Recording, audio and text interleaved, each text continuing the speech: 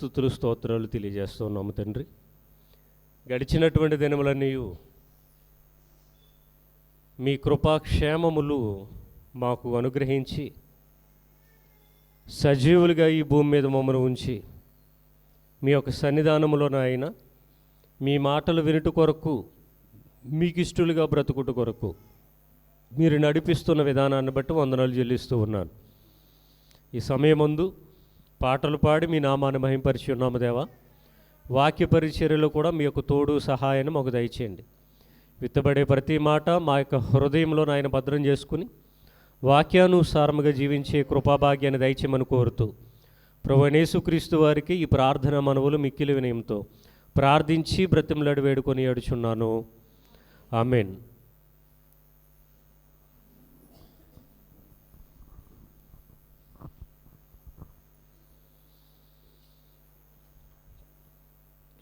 చేరువచ్చిన దేవుని పిల్లలైన మీ అందరికీ మనందరి ప్రభువును లోకరక్షకుడైనటువంటి యేసుక్రీస్తు వారి ఘనమైన నామమున నా యొక్క శుభములు వందనములు తెలియజేస్తూ ఉన్నాను.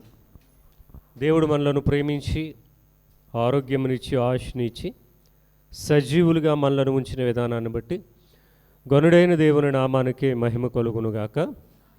ఆమేన్. మత్తయి సువార్త ధ్యానం 12వ అధ్యాయం.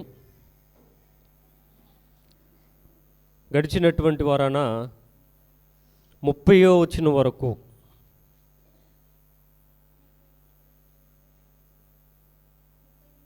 32 వరకు మనం ఆలోచించాం.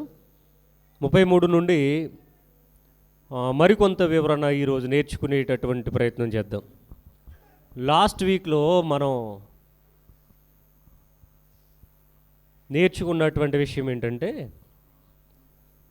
ఈ భూమి మీద మనుష్య కుమారునిగా పిలువబడుతున్నటువంటి ప్రభు అయిన యేసుక్రీస్తు వారి విషయంలో, అనగా మనుష్య కుమారుని విషయంలో అంటే యేసు విషయంలో ఒకవేళ దూషణ చేసినా, ఇంకా వేరే అభిప్రాయాలు కలిగి ఉన్నా, రకరకాల మాటలు అన్నా, ఆయన నామాన్ని ఏదో అవమానించాలని ప్రయత్నం చేసినా, సర్లే తెలియక వీరు అన్నారు, వీరికి అర్థం కాక ఇలాగ మాట్లాడారు అనేటటువంటి ఉద్దేశంతో ప్రభువు చెప్పినటువంటి మాట ఏంటంటే, మనుష్య కుమారునికి విరోధముగా మాట్లాడువానికి పాప క్షమాపణ కలదు అని చెప్పారు. అయితే పరిశుద్ధాత్మకు విరోధముగా మాట్లాడు వారికి ఈ యుగమందు కానీ రాబోయే యుగంలో కానీ పాపక్షమాపణే లేదు అని చెప్పారు. అయితే యేసు ప్రభువుని తిట్టినా, యేసు ప్రభువును దూషించిన పాపక్షమాపణ ఉంది కనుక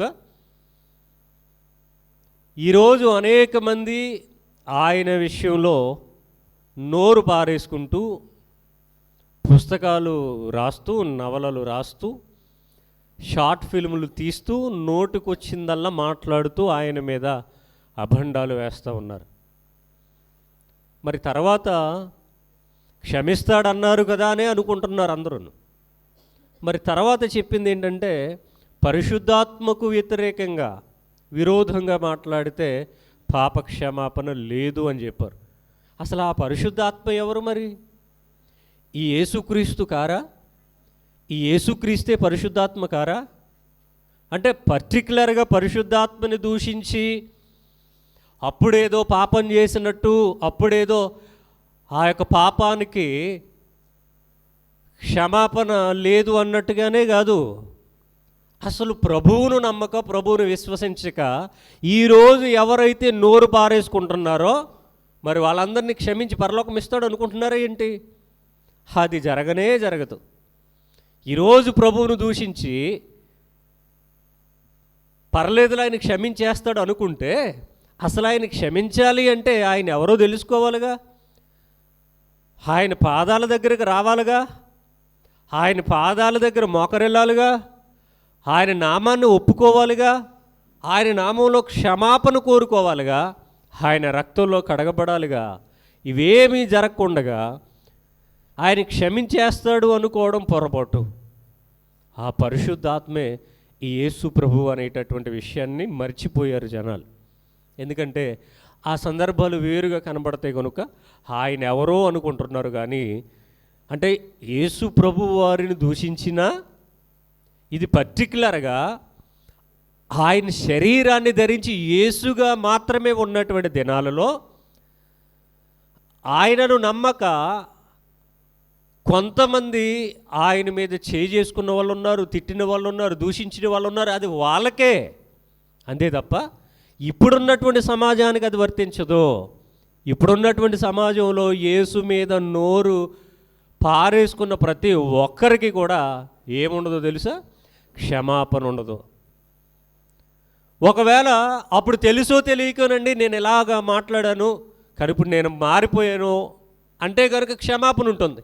ఎందుకంటే క్రైస్తవ్యంలో ఈరోజు సేవకుల్లో చాలామంది వాళ్ళ యొక్క గత జీవితాన్ని కానీ వాళ్ళ బ్యాక్గ్రౌండ్ కానీ మనం ఆలోచిస్తే ఒకప్పుడు రౌడీయిజం చేసిన వాళ్ళు, ఒకప్పుడు గోండాలుగా బ్రతికినటువంటి వారు, ఒకప్పుడు హంతకులుగా ఉన్నటువంటి వారు, ఒకప్పుడు దొంగలుగా ఉన్నటువంటి వారు ఈరోజు యేసుక్రీస్తు సువార్త చేతబట్టి యేసుక్రీస్తు శిష్యుల వలె, సైనికుల వలె మారిపోయారు.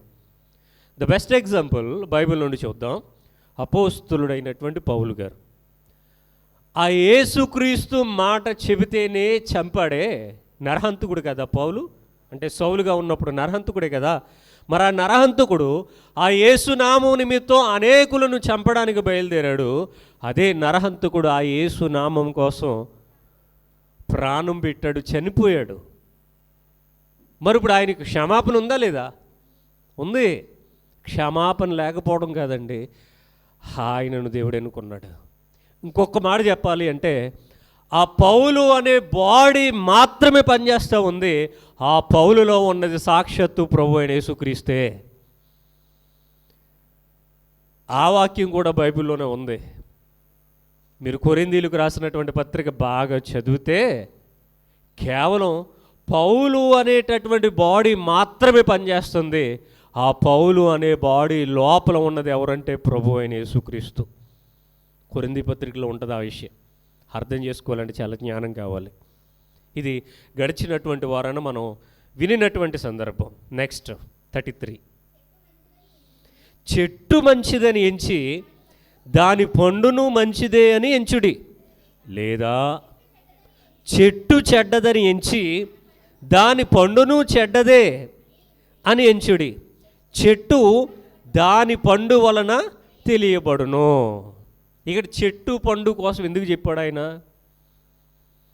మనకు తెలియదా ఏంటి? చెట్లు కోసం పళ్ళ కోసం తెలియదా? చెట్టు మంచిదని ఎంచితే దాని పండు కూడా మంచిదని ఎంచాలట. లేకపోతే చెట్టు చెడ్డదని ఎంచితే దాని ఫలము కూడా చెడ్డదే అని ఎంచాలట. నిజమేనా? ఇప్పుడు ఉదాహరణకి బోలెడు చెట్లు ఉంటాయి, అందులో ఒక ఫ్రూటు జామ పండు కోసం చూద్దాం. జామ చెట్టు కనబడింది మనకు. జామ చెట్టు అది దాని ఫలాలు ఆరోగ్యానికి మంచిదే చెడ్డదా? మంచిదే. అంటే ఇప్పుడు ఈ చెట్టు మంచిదేనా? జామ చెట్టు అనేది మంచిదేనా? మంచిది కదా. అది మంచిది కాకపోతే మంచి పళ్ళు ఎలా ఇస్తుంది? మంచిదే. అందుకనే ఆ జామ చెట్టు దాని యొక్క ఫలాలు ఆరోగ్యానికి మంచిది. ఏమో కొంతమందికి పడదేమో కానీ 90% అందరికీ ఆరోగ్యానికి మేలు చేసేది జామ పండు. అది వివిధ దశల్లో ఉన్నప్పుడు కొన్ని రోగాలను బట్టి దాన్ని తినమంటారు. ఇప్పుడు బాగా షుగర్ ఉన్నటువంటి వాళ్ళు పండు తినకూడదు, దోరగా ఉన్నది పచ్చిగా ఉన్నది తినమని చెప్తారు. అది వాళ్ళ ఆరోగ్యానికి మంచిది. అది అంటే జామ చెట్టు దాని పండు వలన అది మంచిది అని మనకు అర్థమవుతుంది. చెడ్డదా? చెడ్డది కాదు, మంచిదే. ఎందుకని దాన్ని మంచిదని ఎలా చెప్పామంటే అది ఫలాలు కాస్తూ ఉంది. ఆ ఫలాలు మనం తింటే మనకు ఆరోగ్యాన్ని ఇస్తుంది. కాబట్టి ఇప్పుడు జామ చెట్టుని ఏం చెట్టు అంటున్నా? మంచి చెట్టు. అలాగే బోలుడు చెట్లు ఉన్నాయి, ఫ్రూట్స్. నెక్స్ట్ ఇప్పుడు గన్నేరు చెట్టు కోసం మాట్లాడదాం. గన్నేరు చెట్టు. గన్నేరు చెట్టు మంచిదా చెడ్డదా? ఎందుకని చెడ్డది? చెడ్డదా? గన్నేరు చెట్టుకు కూడా కాయలు కాస్తుంది, అంటే ఫలాలు కాస్తుంది. అది ఫలమే. కానీ ఆ ఫలం కనుక మనం తెచ్చుకుని దానిని కనుక పప్పు, గన్నేరు పప్పు, దాన్ని తినేసామనుకోండి, అది ఏం చేస్తుంది మనకి? పాయిజన్, విషపూరితం. కాబట్టి అది మనకి హాని చేస్తుంది. ఇప్పుడు గన్నేరు చెట్టును చూస్తే ఇది మంచిదే, దీన్ని మన ఇంట్లో, మన పెరట్లో, మన పొలంలో, మన పొలం గట్టు మీద పెంచుకుందాం, ఆ దారిలో వాళ్ళు కోసుకుంటారు. లేదా ఇంట్లో నెక్స్ట్ జనరేషన్లో పిల్లలు దీన్ని అనుభవిస్తారు అని ఎవరన్నా అనుకుంటారా? అనుకోరు. ఎందుకు అంటే ఇది చెడ్డదని మనం ముద్రేసేసాం. కాబట్టి ఇప్పుడు దాని ఫలం వలన ఇది ఏం చెట్టు అని ఫిక్స్ అయిపోయాం మనం, చెడ్డదే. అంటే మనకేం చేస్తుంది? ఇది హాని చేస్తుంది, కాబట్టి చెడ్డదే అన్నాం. అలాగే రకరకాల ముళ్ళుతో కూడినటువంటి చెట్లు ఉంటాయి, వాటి ముళ్ళు కూడా పాయిజనే. ముళ్ళ చెట్లు, ఆ ముళ్ళు గుచ్చుకుందనుకోండి పాయిజనే.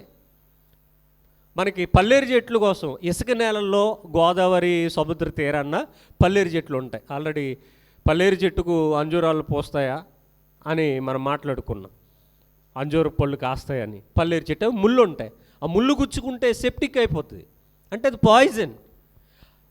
ఇది పాయిజన్ అని ఎలా చెప్తున్నామంటే ఆల్రెడీ ఆ చెట్టు దాని ఫలాల వలన, ఆ ఫలాలు మానవ జాతికి హాని చేస్తాయి కనుక ఇది చెడ్డది అని మనం మాట్లాడతాం.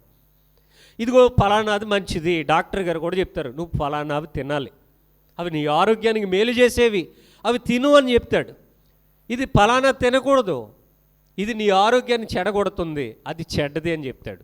కాబట్టి అలాంటి చెట్లకి చెడ్డది అంటే దూరంగా ఉంటాం, మంచిది అంటే ఇంటి దగ్గరే వేసుకుంటా తెచ్చుకుని. అంటే చెట్టు దాని ఫలము వలన తెలియబడుతుంది. చెట్టు మంచిదైతే ఫలం కూడా ఏంటి? చెట్టు మంచిది, ఫలమేమో చెడ్డది ఉంటుందా? లేదు. చెట్టు మంచిదైతే ఫలము కూడా మంచిదే, చెట్టు చెడ్డది అయితే ఫలము కూడా చెడ్డదే. ఇంతకీ మన ఆరోగ్యానికి అదేదో హాని చేస్తుంది కాబట్టి చెడ్డది అని అంటున్నాం, కానీ నిజానికి చెడ్డ చెట్టు అంటూ ఏమీ లేదండి భూమి మీద. ఎందుకంటే అవి మనకు ఒకవేళ ఉపయోగపడకపోవచ్చేమో, కొన్ని జంతువులకు అవి ఉపయోగపడతాయి, లేకపోతే కొన్ని పక్షులు వాటి మీద గూళ్ళు నిర్మించుకోవడానికి, బ్రతకడానికి అవి ఉపయోగపడతాయి, తినడానికి ఉపయోగపడవేమో. అలాగా కొన్ని చెట్లు మెడిసిన్కి ఉపయోగపడతాయి, మందులకి. అంటే ఇది మనకు డైరెక్ట్గా ఉపయోగపడకపోవచ్చేమో, కానీ ఇండైరెక్ట్గా కూడా ఏదో ఒక రకంగా మనకు ఉపయోగపడుతుంది. దేవుడు అన్నీ కూడా మంచివే చేశాడు. భూమి శపింపబడిన తర్వాతే ముళ్ళ చెట్లు, గచ్చ పొదలు, బలురక్కసి చెట్లు ఇలాంటివన్నీ కూడా వచ్చాయి ఈ భూమి మీదకి. అంతకుముందు అంతా కూడా శ్రేష్టమైనవి ఉన్నాయి, రైట్. అంటే చెట్టు మంచిదైతే దాని ఫలము కూడా మంచిది అవుతుంది. అసలు ఈ చెట్ల గురించి ఎందుకు చెప్పాడు ఆయన? చెట్ల గురించి ఎందుకు చెప్పాడు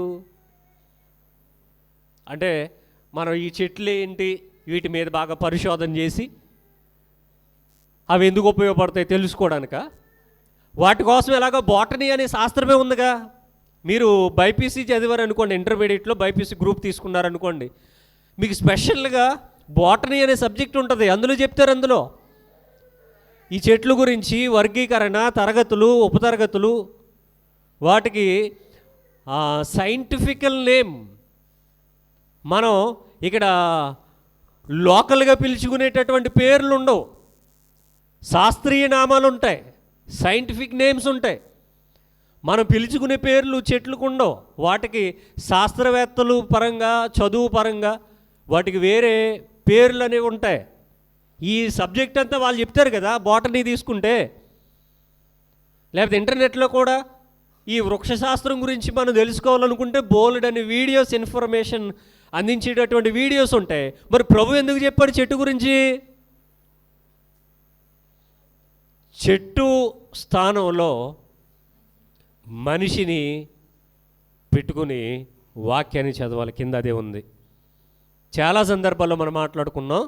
ప్రభు అయిన యేసుక్రీస్తు వారి యొక్క బోధలు ఏంటంటే, మనకందరికీ బాగా తెలిసినటువంటి ఒక విషయాన్ని ఎత్తుకొని పరలోకపు సంగతులు, మనకు తెలియనటువంటి జ్ఞాన సంగతులు ఆయన తెలియజేస్తారు. ఇది ఆయన బోధలు ఉండేటటువంటి స్పెషల్. దీనినే ఉపమానము అని కూడా మనం మాట్లాడుకున్నాం. లేదా ఆత్మీయ దృక్కోణంలో, ఆత్మీయ కోణంలో ఆయన తెలియజేసేటటువంటి విషయాలను కూడా మనం మాట్లాడుకున్నాం. రైట్, ఇంకా కిందకి చదువుతాం. ఇప్పుడు వచ్చేసారు డైరెక్ట్గా, సర్ప సంతానమా. కామ పెట్టారుగా, సర్ప సంతానం అన్న తర్వాత ఏం కనబడుతుంది మనకి బైబిల్లో? కామ కనబడుతుంది. అంటే కామ పెట్టారు అంటే అక్కడ అసలు సర్ప సంతానం అంటే ఏంటో మనం ఆలోచించాలి. సర్ప సంతానం, సర్పము అనగా డైరెక్ట్గా పాము అని అర్థం. సంతానము అనగా, సంతానం అంటే మీకు ఎంతమంది సంతానం అంటే మీకు ఎంతమంది పిల్లలు అని అర్థం. అంటే సర్ప సంతానం అంటే అర్థం ఏంటి? పాము పిల్లలు అని అర్థం. ఈ పాము ఏం పాము? మనమనుకునే పాము కాదు ఇది. అపవాదికి ఉన్నటువంటి పేర్లలో సర్పము అనేటటువంటి పేరు కూడా ఒకటే. అసలు ఈ అవ్వమ్మ గారికి పరిచయం అవటమే సర్పముగానే పరిచయం అయింది. బైబిల్ గ్రంథంలో అవ్వమ్మ గారు గొడవ పక్కన పెట్టినా మనకు కూడా పరిచయం ఎలాగా? అపవాది ఇంట్రడక్షన్ ఎలాగా? సర్పముగా ఇంట్రడక్షన్. ఆదికాండం 3వ అధ్యాయానికి వెళ్తే అక్కడ కనబడుతుందిగా, సర్పముగానే మనకు పరిచయం అయింది. ఏంటది? సర్పం కాదు, సర్పంగా పరిచయం అయింది. సర్పం కాదు, అది విచిత్రం. అపవాది పరిచయం అయింది. ఎలా అంటే సర్పముగా. అంటే ఇప్పుడు సర్ప సంతానం అంటే ఎవరు? అపవాది పిల్లలు అని అర్థం. అపవాది పిల్లలు. సర్పం అంటే పాము, సంతానం అంటే పిల్లలు. పాము పిల్లలు అని కాదు. దీనిని బైబిల్లోనికి మొత్తంగా తీసుకుని వెళ్ళి ఆలోచిస్తే సర్ప సంతానం అంటే అపవాది పిల్లలు అని అర్థం. ఎవరు అంటున్నారు అపవాది పిల్లలు అని? ఓ మై డియర్ ఫ్రెండ్స్ అన్నామనుకోండి, అర్థం ఏంటి? ఓ నా ప్రియమైన స్నేహితులారా అని. అంటే నేను అంటున్నాను కాబట్టి మిమ్మల్ని నేను స్నేహితులుగా భావించి పిలుస్తున్నాను. అలాగే my dear brothers and sisters అన్నామనుకోండి, నా ప్రియమైన అన్నదమ్ములారా, అక్క చెల్లెమ్మలారా అని అర్థం. ఇక్కడ ప్రభు వారు ఏమంటున్నారు తెలుసా? ఓ మై డియర్ సర్ప సంతానమా అన్నారు. స్నేక్ చిల్డ్రనా? నా ప్రియమైన సర్ప సంతానమా అన్నామనుకోండి, నేను మీకు వందనాలు చెప్పానుగా, సర్ప సంతానానికి వందనాలు అన్నాను అనుకోండి, ఎలా ఉంటుంది? పొద్దున్నే కదా, ఇంకా డైలాగ్ కంప్లీట్ చేయలేం. అంటే అది హ్యార్ష్గా మన మనసులను బాధ పెట్టేదిగా, మన గుండెల్లో గుచ్చేదిగా. పొద్దున్నే ఆరాధనకు వస్తే ఈయనేంట్రా బాబు ఎలా తిడుతున్నాడు అంటే మన మనసులో ఒక ఆందోళన, ఒక బాధ. మైండ్ ఫ్రెష్గా ఉంటుంది కదా, ఎర్లీ మార్నింగ్ ఫ్రెష్గా ఉంటుంది. అంటే విశాలమైన మనసుతో ఈ వారం ఏదో నేర్చుకోవాలి, దేవుడు ఏదో నేర్పిస్తాడు, వాక్యం ద్వారా ఆయన నాతో మాట్లాడతాడు అని ఆతరంగా, లేకపోతే ఆ తృష్ణతో, శ్రద్ధాశక్తులతో వచ్చి అలా కూర్చుంటే, నేను మిమ్మల్ని బాధ పెట్టి గుచ్చేటటువంటి ఒక మాట అన్నాను అనుకోండి, బాధ అనిపిస్తుందిగా. మరి ఇక్కడ డైరెక్ట్గా ప్రభువారు ఏమంటున్నారు? వారిని సర్ప సంతానమా అన్నారు. సర్ప సంతానమా అంటే ఎవరి పిల్లలట? అపవాది పిల్లలా? ఈ మాట వింటే వాళ్ళకి ఎలా ఉంటుంది చెప్పండి? వాళ్ళకే కాదు, ఒక అపోస్తులుడైన పౌలు గారు వచ్చి మన సెమినార్కి వచ్చి సర్ప సంతానం అన్నారనుకోండి, ఆయన మీదైనా మనకేమొస్తుంది? కోపమే వస్తుంది. లేకపోతే ఆ ప్రభువారే వచ్చి ఇదే మాట అన్నారనుకోండి, భలే తిట్టారండి మమ్మల్ని అంటారండి, అప్పుడు కూడా కోపమే వస్తుంది. అంటే మన మనసును గాయపరిచేటటువంటి ఒక మాట ఇక్కడ కనబడుతూ ఉంది. ఇది ఎవరిని అన్నారు? ఇంతకీ ఎవరిని అన్నారు ఈ మాట? జాగ్రత్తగా ఆలోచిస్తే ఈ 12వ అధ్యాయంలో ఒక గొడవ ప్రారంభమైంది. 12వ అధ్యాయం మనకు కంప్లీట్ కాలేదుగా, 50 వచనాలు ఉన్నాయి. మనం ఇంకా 32, 33లోనే ఉన్నాం కదా. ఇక్కడ ఒక గొడవ ప్రారంభమైంది. ఏంటి గొడవ? ఎవరెవరికి గొడవ? యేసుక్రీస్తు వారికి, పరిసయ్యులకి గొడవ. అంటే గొడవ అంటే అది గొడవలా కూడా ఉండదు. మళ్ళా పరిసయ్యులకి, యేసుక్రీస్తు వారికి ఏంటా గొడవ? అసలు విశ్రాంతి దినం గురించి వచ్చింది, విశ్రాంతి దినాచారం గురించి వచ్చింది. యెహోవాను ఆరాధించాలంటే విశ్రాంతి దినం ఖచ్చితంగా పాటించాలి, లేకపోతే కుదరదు. నేను ఆదివారం వస్తానండి, ఆదివారం నాకు సెలవు, ఆదివారం ప్రార్థనకు వస్తానంటే కుదరదు. నువ్వు ఆదివారం వస్తావో మానేస్తావో ఎవరికి అనవసరం. నువ్వు శనివారం మాత్రం సబ్బాతు దినాన్ని ఆచరించాలి, ఆ విశ్రాంతి దినం. ఆ విశ్రాంతి దిన ఆచారం గురించి మొట్టమొదటిగా ఆ చేలుగొట్టులో నుండి శిష్యులు వెళుతూ వెన్నులు తుంచుకున్నారట. గొడవ ప్రారంభమైంది. అక్కడ పరిసయ్యులు వచ్చారు, తగువు పెట్టారు. ఆ గొడవ కాస్త సమాజ మందిరం వరకు వెళ్ళింది. సమాజ మందిరంలో ఊర్చ చేయగలవాడు వచ్చాడు, స్వస్థత కావాలన్నాడు. అతను అడగలేదు, అతను వచ్చిన వెంటనే ప్రభు వారు చేశారు. ఇంకా గొడవ ఇంకా పెద్దదైంది. సమూహపు రొట్టెల గురించి చెప్పారు. తర్వాత మోషే ధర్మశాస్త్రాన్ని, ఈ ధర్మశాస్త్రోపదేశకులు ఏ విధంగా మీరారో, లేదా యాజకులు పెద్దలు ఏ విధంగా మీరారో చెప్పారు. వీటికి వాళ్ళ దగ్గర సమాధానం లేదు. ఇలాగ గొడవ గొడవ గొడవ మొత్తం సమాజ మందిరంలోనే జరుగుతుంది. ఎవరెవరికి అనగా అక్కడ 5 కేటగిరీ పీపుల్ ఉంటారు ఇప్పుడు కూడా. ఎవరెవరు వారు? పరిసయ్యులు, యాజకులు, ధర్మశాస్త్రోపదేశకులు, పెద్దలు, ఇంకోటి శాస్త్రులు. ఈ 5 గుంపుల వారు లేవి గోత్రానికి, మెయిన్గా లేవి గోత్రానికి, ఆ తర్వాత ఇజ్రాయేలీలు 12 కుటుంబాలకు సంబంధించినటువంటి వారు. వీళ్ళే అక్కడ ఏ రూల్ చేయాలి అన్నా, ఏ అధికారం చేయాలి అన్నా ఏమండి వాళ్ళే పాస్ చేయాలి. నేను 2 రోజుల క్రితం ఒక వీడియో చూశాను. అది ఆర్సీఎంకు సంబంధించి ఒక కమిటీగా ఏర్పడి, కొంతమంది పోపులంతా కలిసి ఒక కమిటీగా ఏర్పడి వాళ్ళు కొన్ని నిర్ణయాలు తీసుకున్నారట. కొన్ని నిర్ణయాలు తీసుకున్నారు. ఆ తర్వాత ఆ నిర్ణయం తీసుకున్నటువంటి ఆ కొద్ది రోజుల్లోనే వాళ్ళంతా కూడా 2 వర్గాలుగా విడిపోయారట. ఈ 2 వర్గాలుగా విడిపోయిన తర్వాత ఎవరో ఒక ఆయన నిచ్చెన పట్టుకుని వచ్చి ఆ చర్చి గోడకి వేశాడు. ఎవరేశారో తెలియదు మొత్తం మీద. అంటే ఈ ఆర్సీఎం పెద్దలు, పోపులు కలిసి ఒక మీటింగ్ ఏర్పాటు చేసుకుని అందులో వాళ్ళు కొన్ని నియమాలు, నిబంధనలు పెట్టుకున్నారు ఆ చర్చికి సంబంధించి. కొద్ది రోజుల్లో మరి ఏమైందో తెలియదు, 2 వర్గాలుగా, 2 గుంపులుగా విడిపోయారు. మరి ఎవరు పెట్టారో తెలియదు కానీ ఒక నిచ్చెన పట్టుకొని చర్చికి వేశారు. చర్చికి జస్ట్ జారేశారు అంతే, వేశారు, నిచ్చెన వేశారు. ఇది ఆ వర్గం వారు చూశారు, ఈ వర్గం వారు చూశారు.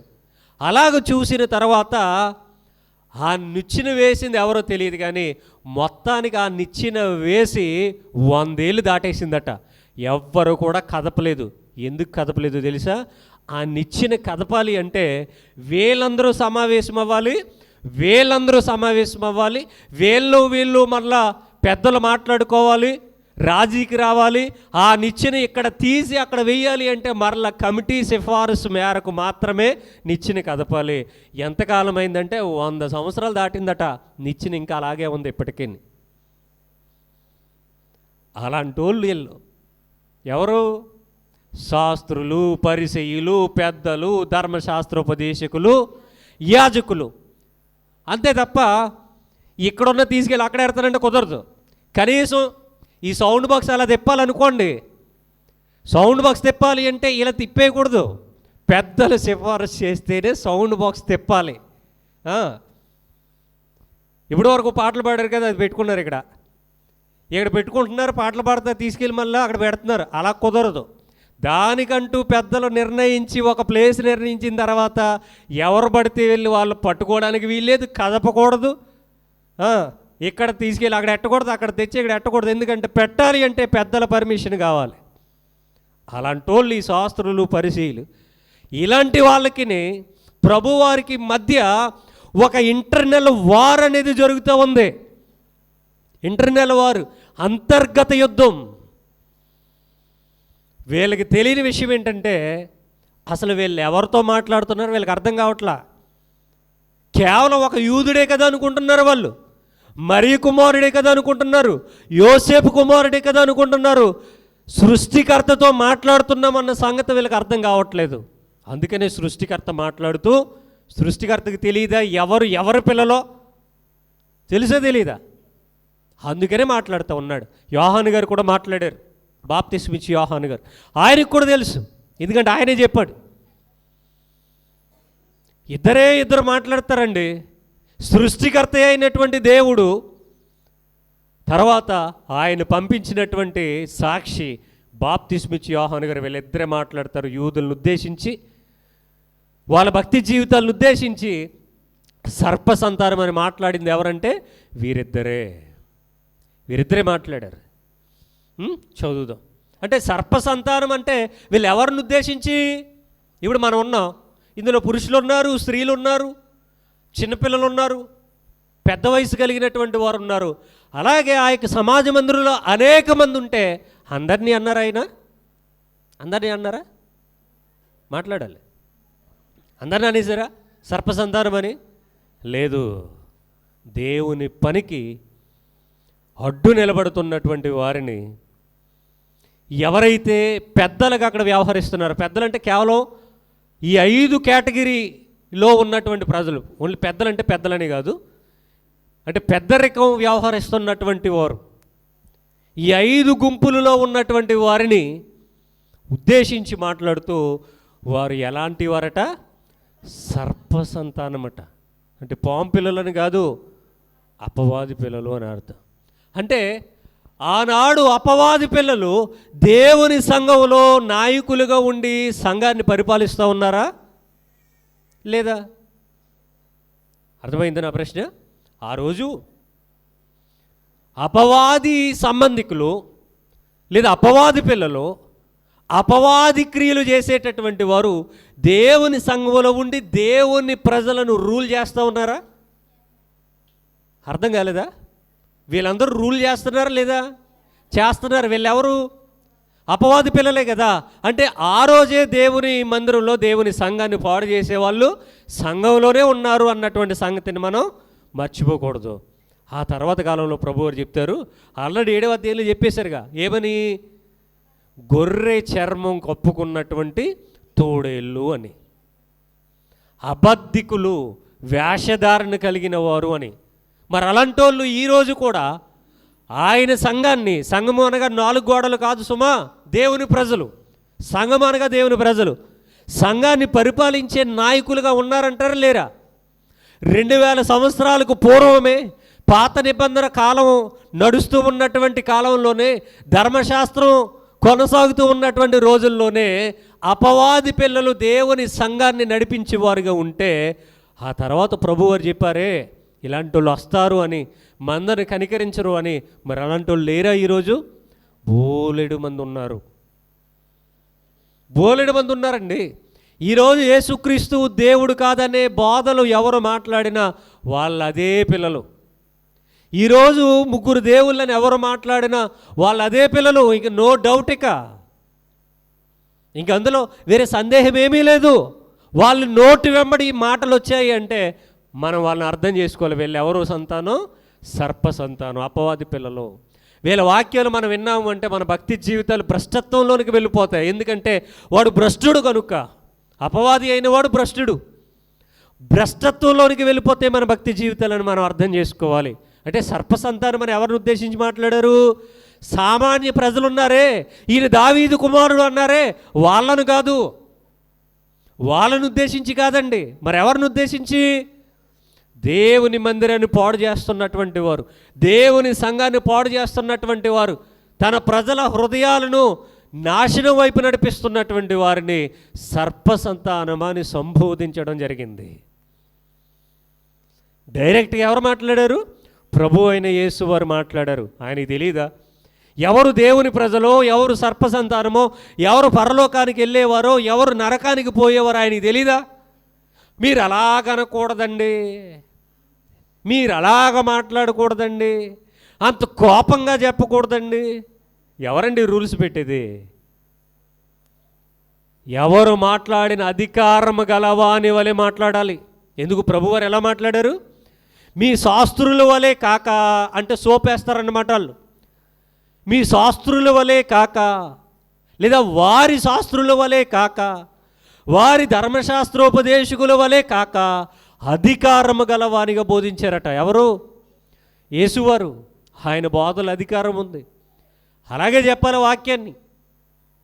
మనుషుల మెప్పును కోరుకొనక, మనుషులను సంతోషపెట్టే బోధ చేయక, హితబోధనే చేయమని, ఆరోగ్యకరమైన బోధనే చేయమని, సత్యవాక్యమును ప్రకటించమని, అధికారము గలవానిగా ప్రకటించమంటే ఈరోజు సోప్ వేసే సేవకులు ఎక్కువైపోయారు, కహానీలు కొట్టేటటువంటి బ్యాచ్లు ఎక్కువైపోయారు, సొల్లు కబుర్లు చెప్పేటటువంటి వారు ఎక్కువైపోయారు. అంటే వీళ్ళందరూ ఏ జాతి పుత్రులు? సర్పజాతి పుత్రులు అన్నమాట. బోలెడు కథలు చెప్తారండి. కథలు మనం వినాలే కానీ చెవులంట రక్తాలు వచ్చేస్తాయి. మొన్న కొంతమంది పిల్లలు చెప్తూ ఉన్నారు, వాళ్ళ సంఘానికి సేవకులు పిలిచి వాక్యం చెప్పమంటే, తాటి చెట్టు తెలుసా, తాటి చెట్టు ఉపయోగాలు తెలుసా, తాటిపళ్ళు ఎందుకు ఉపయోగపడతాయి తెలుసా, ఈ కథ చెప్పాడట. వీటి గంట ప్రసంగం తాటి చెట్టు గురించా? తాటి చెట్టు కోసం ఎవరికి తెలియదా ఏంటి? తూర్పు పశ్చిమ గోదావరిలో ఉన్న వాళ్ళకి ఎవరికి తెలియదా తాటి చెట్టు ఉపయోగాలు? దీనికోసం ప్రసంగం చేయడానికి రావాలా? సంఘంలో ఉన్నటువంటి 100 మందికి మరలా ఈ తాటి చెట్టు గురించి చెప్పి వెళ్ళిపోవడానికి రావాలా? వాళ్ళు బాధపడుతూ ఉన్నారు, మాకు సత్యమైన వాక్యం అందట్లేదు, మాకు అసలు వాక్యమే అందట్లేదు, అసలు సత్యమైన వాక్యం కూడా పక్కన అసలు వాక్యమే అందట్లేదు అనేటటువంటి బాధను వాళ్ళు తెలియజేస్తూ ఉన్నారు. అంటే ఈరోజు లోకమంతా ఎవరితో నిండిపోయింది? సర్పసంతానంతోనే నిండిపోయింది. బకెట్లో సర్పేసి నీళ్ళెత్తే నొకరు ఎలా వస్తుందో అలాగ వీళ్ళు సోపేయటమే జనాలందరికీ, మాయబోధలు చేయటమే, మాయలు చేయటమే, గారడీలు చేయటమే.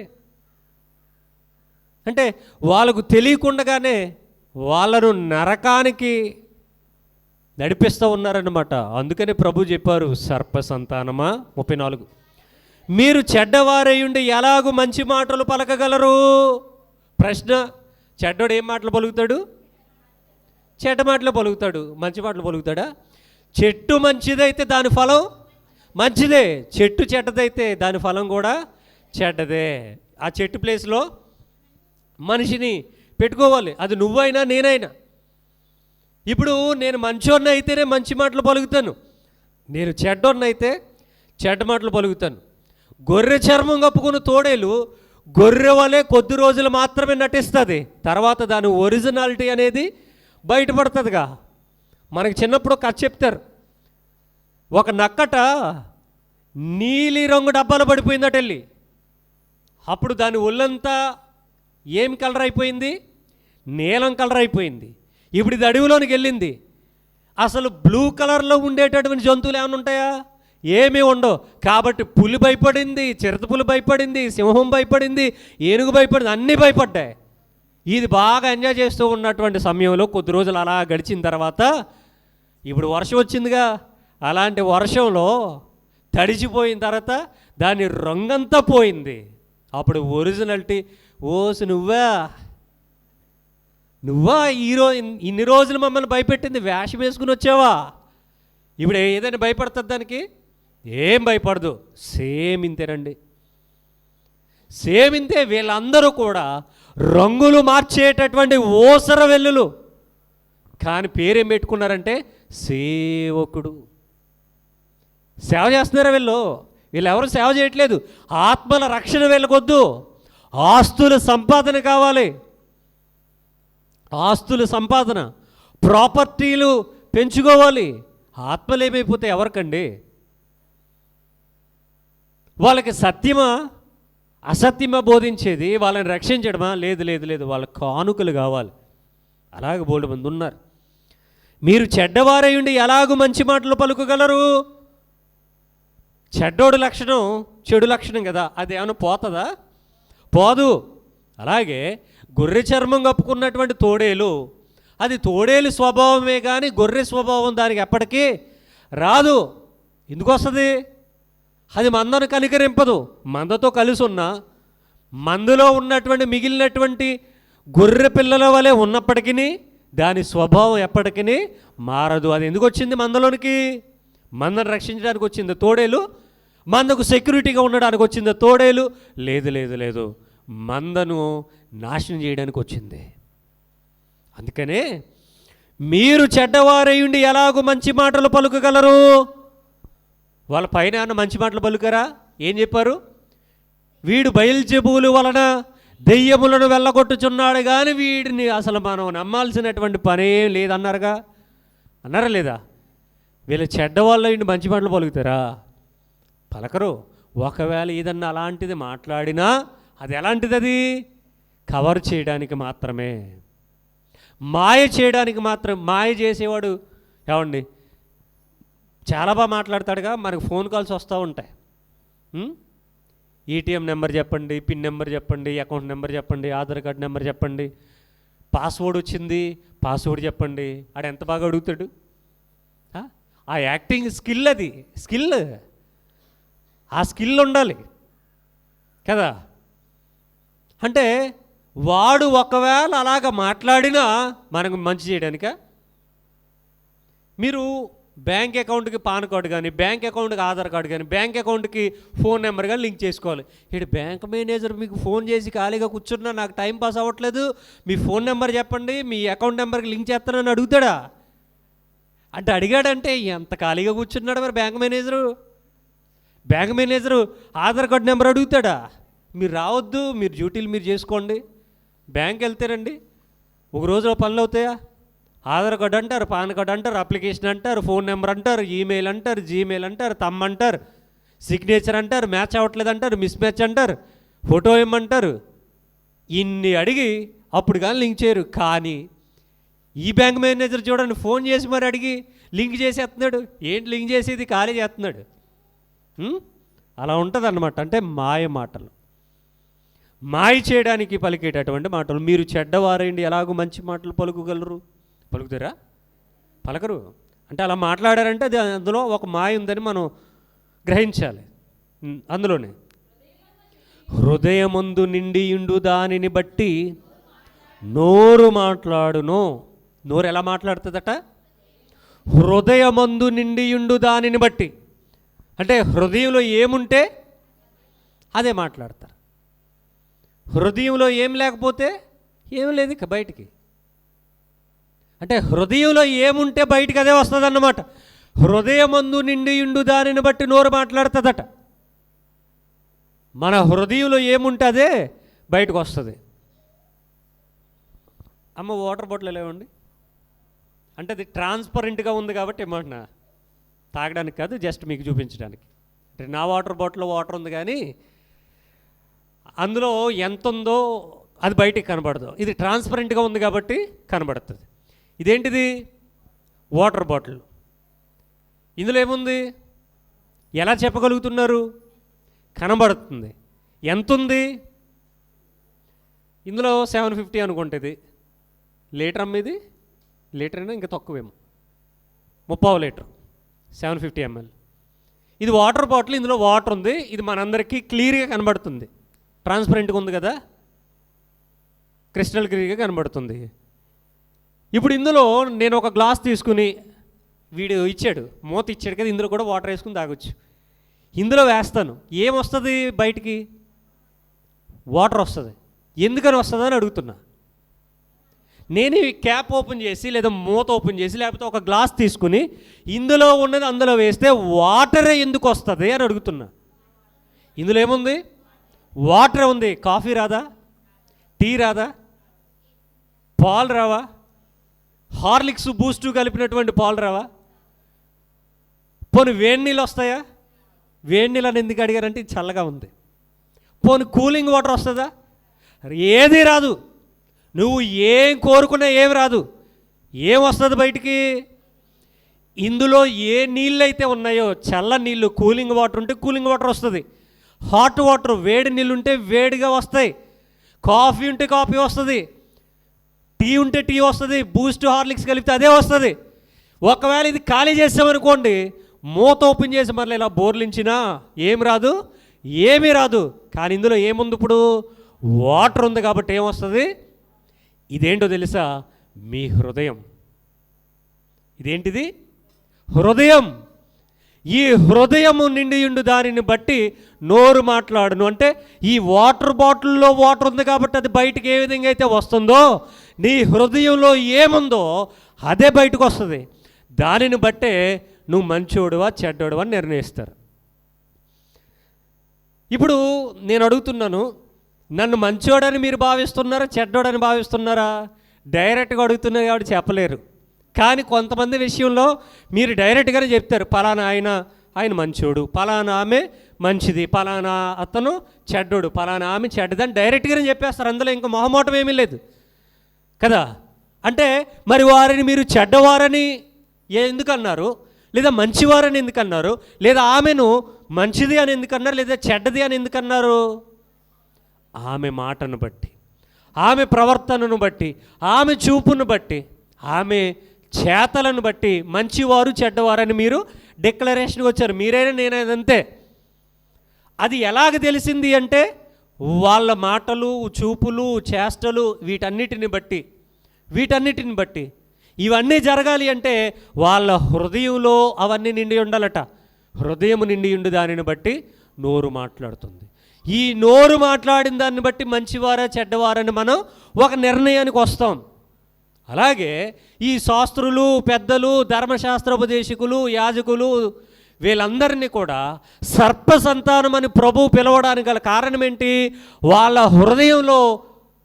హృదయం దేనితో నిండిపోయింది? అపవాది క్రియలతో నిండిపోయింది. వీళ్ళందరి హృదయం దేంతో నిండిపోయింది? అక్కడ చాలామంది సామాన్యమైన ప్రజలు వచ్చారు. వాళ్ళు ఏమన్నారు తెలుసా? దావీదు కుమారుడు అన్నారు. మరి వాళ్ళు దావీదు కుమారుడు అని ఎందుకన్నారు? వీళ్ళేమో బయల్జెబూలని ఎందుకన్నారు? ఒరే వీడు దెయ్యం పట్టిన వాడురా, పిచ్చోడురా, మెంటలోడురా అని ఎందుకన్నారు? వీళ్ళ హృదయంలో అది నిండిపోయింది. బయల్జెబూలు అని ఎందుకన్నారు? వాళ్ళ హృదయంలో బయల్జెబూలే ఉన్నాడు, మరి అపవాదే ఉన్నాడు, సాతానే ఉన్నాడు. సాతానే వీళ్ళతో ఆ మాటలు పలికించాడు. కాబట్టి ప్రభు చెప్తూ ఉన్నాడు, హృదయము నిండి ఉండి దానిని బట్టి నోరు మాట్లాడుతుంది. వారిని సర్పసంతానం అనడానికి గల కారణం ఏంటంటే వాళ్ళెవరో హృదయాంతరంగములు ఎరిగినటువంటి వాడు. ముందు వారు మనం మాట్లాడుకున్నాం కదా, హృదయాంతరంగములు ఎరిగినటువంటి వాడు ఆయన తెలీదా సర్పసంతానం ఎవరో, దేవుని ప్రజలు ఎవరో, పరలోక సంబంధులు ఎవరో, నరకానికి పోయేవారు ఎవరో ఆయనకి తెలీదా? గనుక ప్రియమైన దేవుని వర్లారా, ఆయన వీరిని ఏ విధంగా అయితే సర్పసంతానం అని సంబోధించారో, మరి మనల్ని అనలేడు ఆయన? మనం ఎవరమో తెలియదు ఆయనకి? మనం దేవుని పిల్లలుగా ఉన్నామా లేదా అపవాది పిల్లలుగా ఉన్నామా?